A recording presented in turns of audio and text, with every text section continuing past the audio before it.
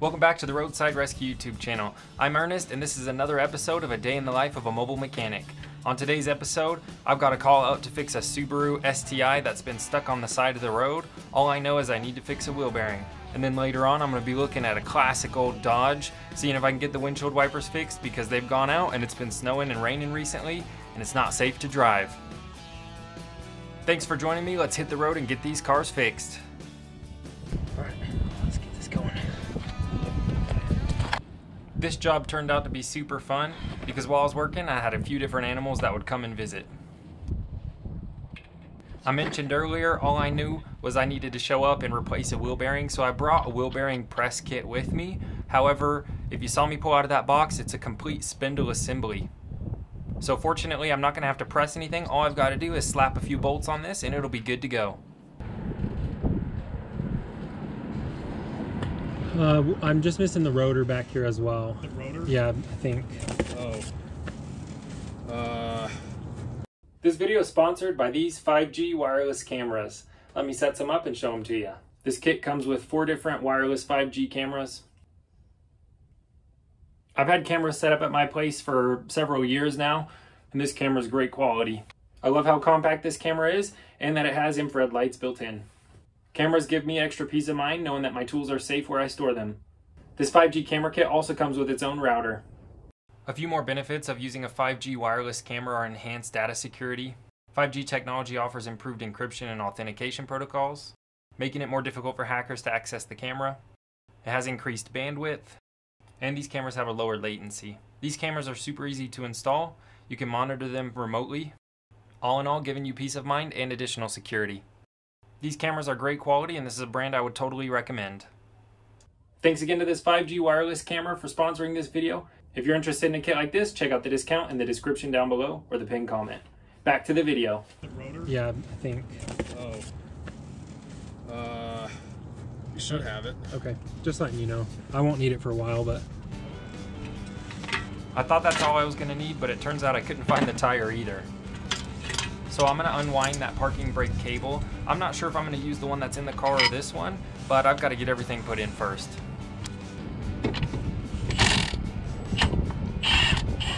I'm just going to be using my pliers and my impact to get all these bolts out. They weren't kind of tight in the strut. Awesome. Perfect.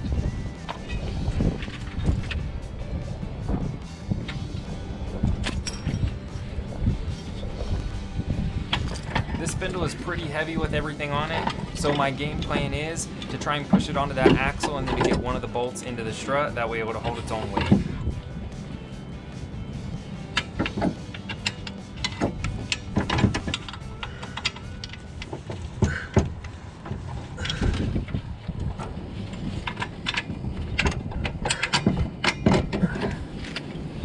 Success.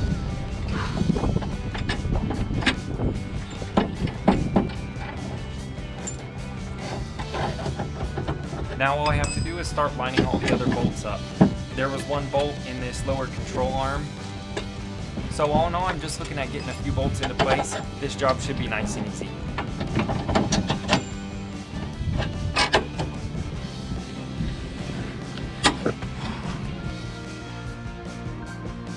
Well, a few of the bolts aren't going in too easy, so I'm just going to tap them with a heavy hammer. I'm not going to hit them too hard to mess them up, but between that and trying to twist them with my drill, they should all fall into place.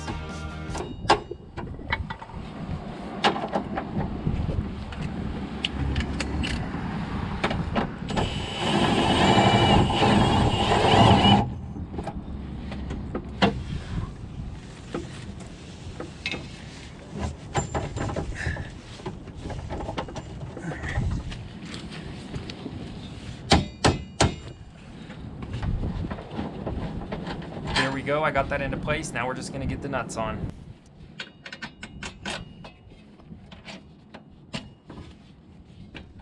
I am just going to rearrange the 2 bolts on the strut. That way I can use the impact to put those nuts on tighter.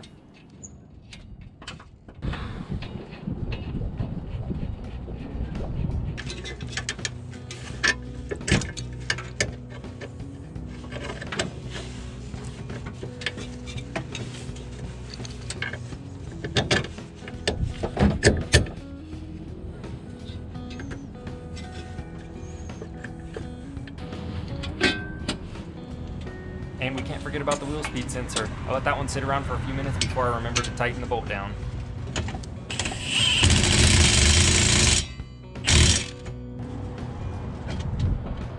Now here I bent the axle nut to keep that from coming off. Bruh, did you see that first hit? I still don't know how I did that.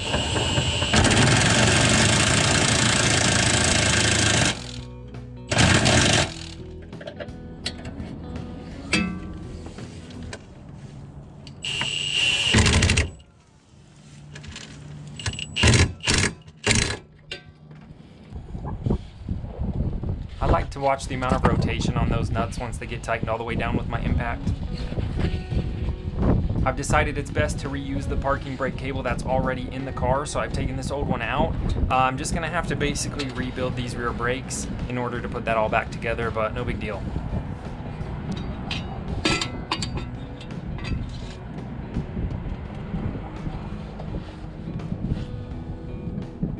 Reattaching that parking brake cable to that brake shoe.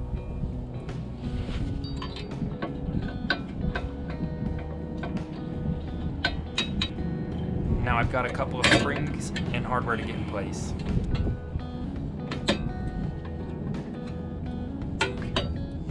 Hey, 2 for 2 on the trick moves.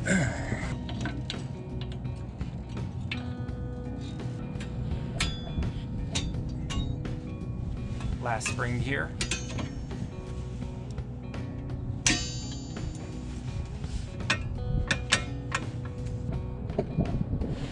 And now I just have to line up those pesky little pins.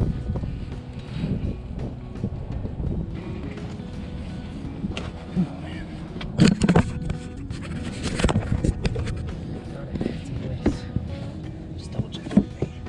Perfect. Everything's in place.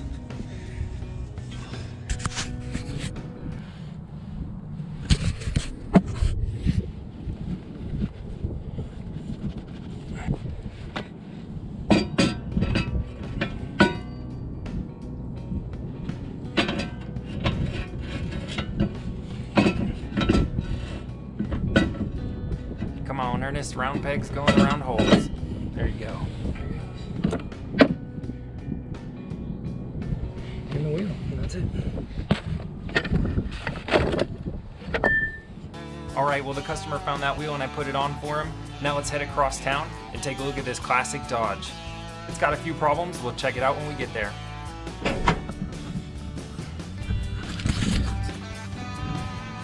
Such a great old truck.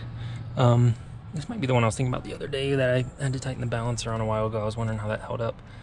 There's the blower motor there, so I should be able to test it pretty easily. And if we have to replace it, it should replace pretty easily. Hopefully it's just a bad blower motor, because I don't really want to trace those wires and find a problem. What are we coming here to do though? Oh, the main thing though is that these windshield wipers don't work. That's the windshield wiper motor there. So this isn't the one that I've taken apart here before. I've got 2 customers with similar old trucks, and one of them I've taken the windshield wipers apart for some reason. I don't remember why, I just remember doing it. This isn't that one, so that's good, because I was wondering if I had messed something up a while back and it just failed, but it wasn't this one. And then I should be able to test whether or not that's getting power, and hopefully again it's just a bad motor and not something in the wiring.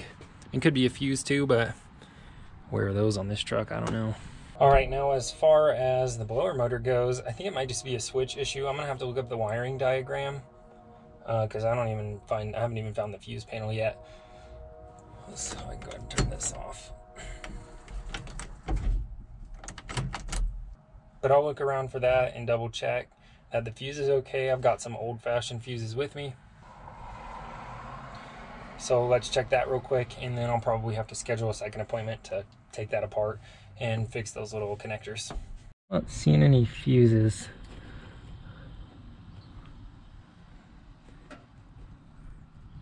Couple of vacuum actuators. Couple of vacuum actuators. If those work, then I could probably just rewire a switch to his blower motor if he wants a cheap option. So we'll see what we do.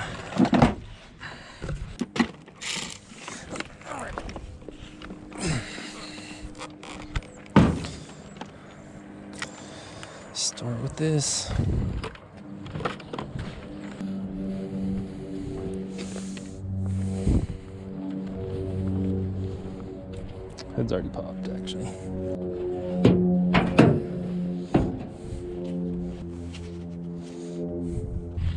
Okay, a couple other things I want to look at today is the steering is a little bit wobbly. So see what's up with that. But might just be worn out bushings. What else? Oh, good update about the coolant.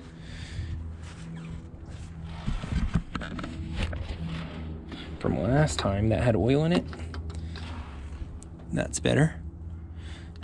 That's been fixed, so no more oil's getting in the coolant.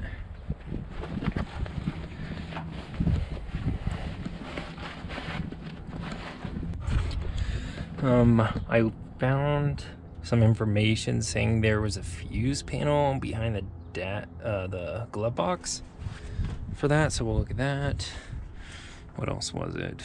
Oh, the other one was a Suburban. I think this one was fine. Although they do want to eventually overhaul the engine. Probably not something I would do right now, but maybe in a bit. Okay, so pretty straightforward to get these off, except for right here. I don't really remember if that's a cover to a screw or something. Dealing with all that without trying to damage it is a little bit tricky. Okay, so I should be ready to take this off now. Bingo. Just pull this pin backwards like that and lock it in place. I'll show you what I mean on the other side. I think I forgot to hit record.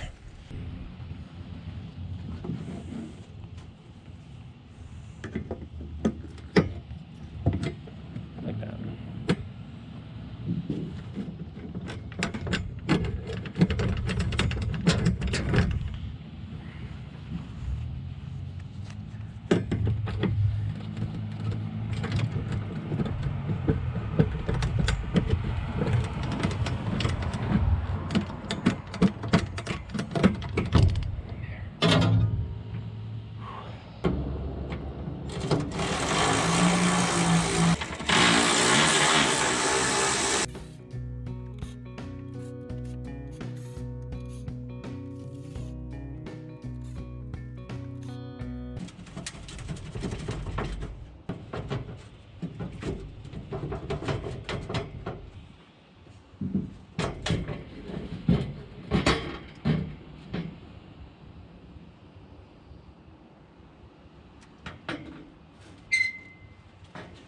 That's all I need to do because we've got those little vacuum lines for the not power washer, the windshield washer fluid lines. Those are just vacuum lines, in case you didn't know that. Let me get you over here though and show you what broke. Pretty common, I'm guessing, because on both of these trucks that are the same age I know. So there is the wiper arm transmission bar right there. There's the wiper arm motor. It's supposed to be connected there, and it's not. Well, I'm not sure what kind of bushing that's supposed to have. I have a pack of universal connectors, so I'll just pull those out and see which one fits, because it should be one with a little grommet in it, I'm thinking. And that little circle is keyed there. Okay, and that's gonna be this one for sure. And there's the others. Some of these are made to connect like 2 transmission wiper bars at a time. You can see there, some just one, some just clip on the top to hold them in place. So this is the one we need for sure though. Okay, so all you do is line the 3 pieces up together and then squish them, and they'll snap together. Pretty simple to get to, pretty simple to replace, just a matter of getting to. I'm gonna make sure that I turn the wiper motor on and off right now in case I twisted that at all. That way when I put the wiper arms back on, they're not past the bottom or in a weird spot or something like that. I've done that before. How do you turn the wipers on this one? Twisty? Okay.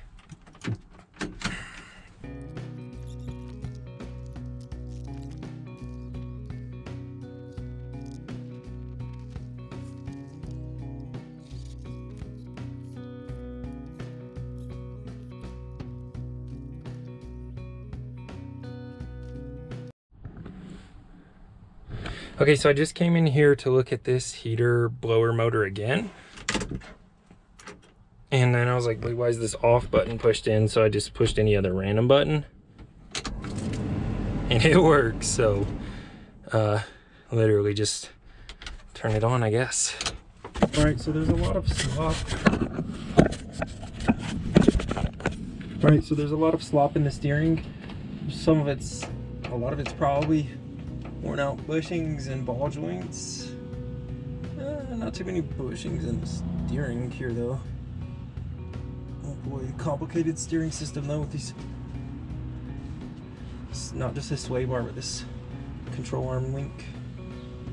I don't know what causes loose steering in this. Worn out bushings for sure. Maybe the steering box. I'm gonna see if I can use this video to help me diagnose it though.